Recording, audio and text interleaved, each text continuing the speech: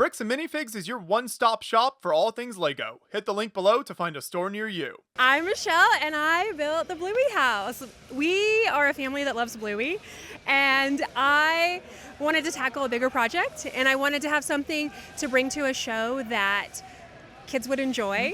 And typically I bring like one-to-one size like Fisher Price builds, but they're a little bit older, like people my age appreciate them. So I wanted something that the younger generation would like really like feel something when they saw it.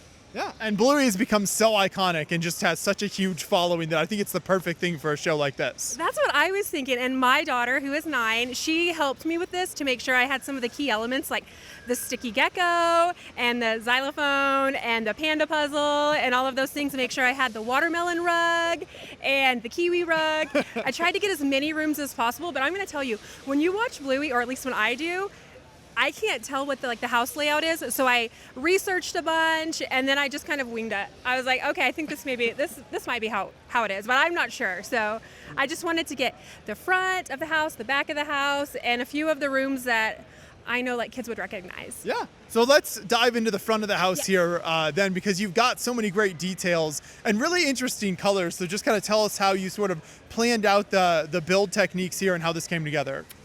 You know, that's a good question. I don't even know. Like, I just kind of start like throwing things together. And with this, I wanted to take a lot of like reference pictures from the internet. And I watched Bluey a ton. I mean, it's on our TV like every day, anyways. So I tried to get colors that were the most similar.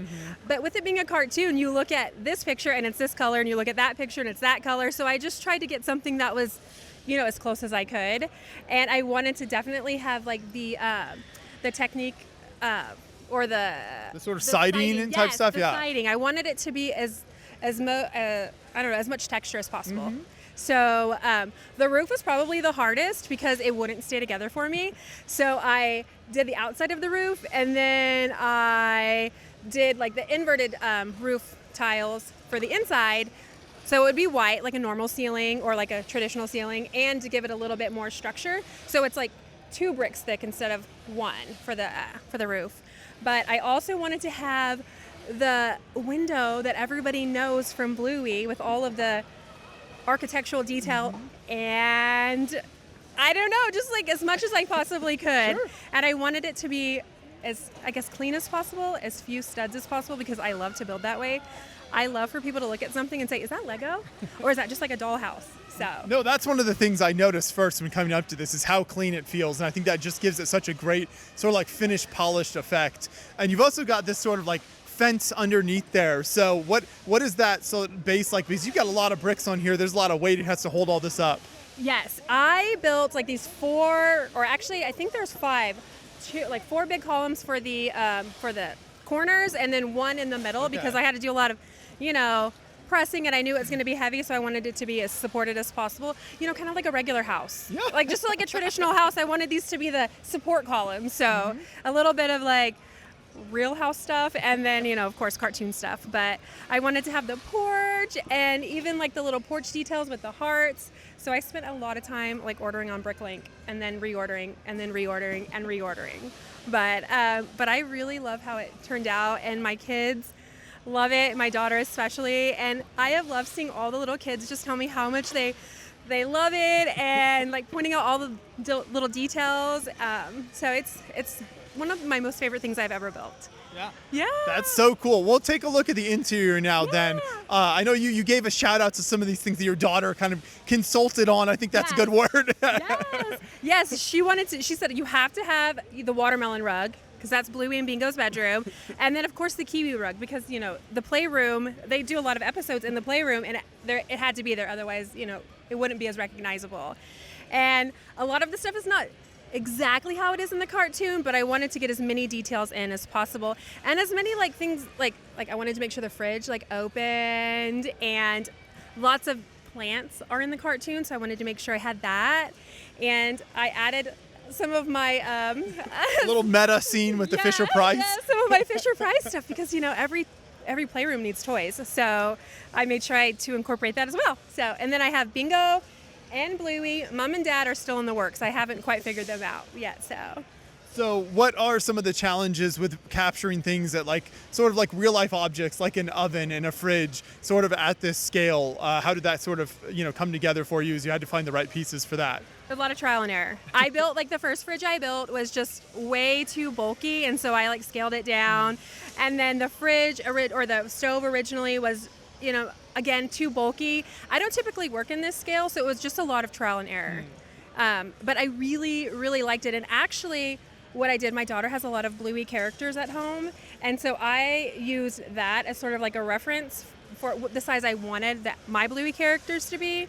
And so I was able to kind of put those in there to make sure that the scale was somewhat close. Yeah. Are you able to pull out any of these chairs or anything to kind of give us a closer look and just show more of how you were able to do that? So this is, they have a chair very similar to this in the show, and I fiddled around with this for quite a while.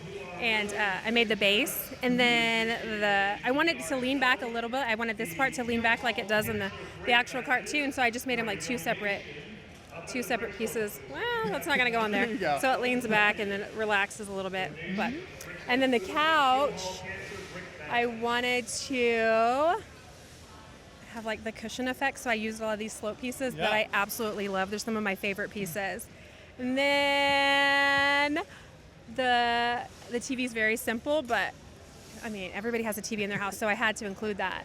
And then wanted to make sure like all the flooring had the flooring that's in the actual cartoon. So it's been the orange couch is super fun. Like I really like the orange couch. And then over here we have a little bit more. And I wanted to make sure there was let's see, we got to put the drawers back in here. I love the record player on top there. Record player, yes, because that's in the cartoon, so I wanted to make sure I added that. I tried to add as many things as possible and make it look sort of realistic, but also with a cartoon flair to it. Mm-hmm. And an interesting mix of pieces for the flooring. Obviously, that you've got the rug elements, but then tiles and sort of these nugget type pieces for the floors. Okay, so the nugget pieces, I just had a bunch of them because they were on the pad wall, so that's what I used. And then the flooring, I wanted to look like, wood flooring, but trying to get it a different color than like the countertop. So just trying to like mix and match like you would have in just a traditional house. And is this sort of like a stained glass, like cheese slope technique? Yes, and I just that one was a little bit hard. I kind of wedged everything in and then, tried to do it as best as possible. There's definitely some gaps, but it's a wedge technique, just like a forcing it together kind of thing. But I did want to have stained glass because that's, in the cartoon, so.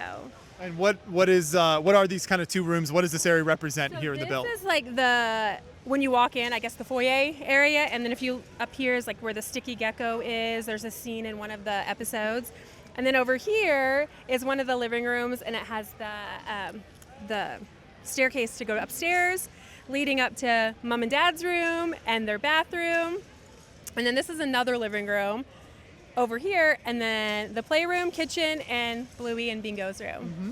So I wanted to make sure everybody had a bedroom. There was a kitchen, a bathroom, and then some of the rooms that you see most in the show. Yeah.